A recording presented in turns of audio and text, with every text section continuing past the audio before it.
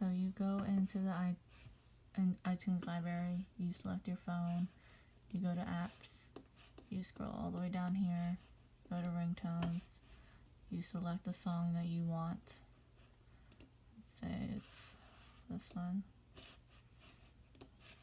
And then you go back to your iTunes library. Up here you select tones, and you're going to drag this song over.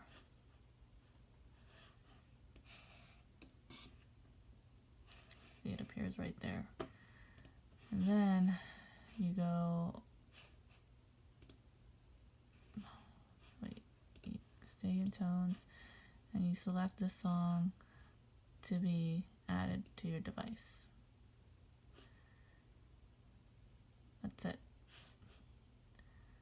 And then you go into your device, into settings, and select the song from sounds.